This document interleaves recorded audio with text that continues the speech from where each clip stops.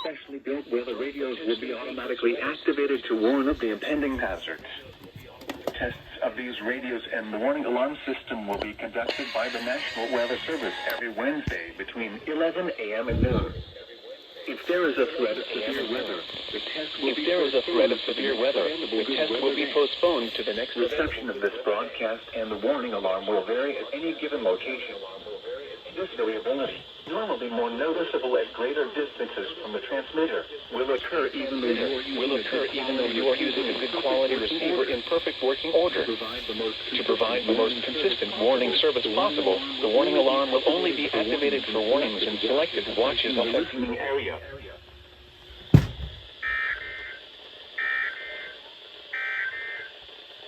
The northern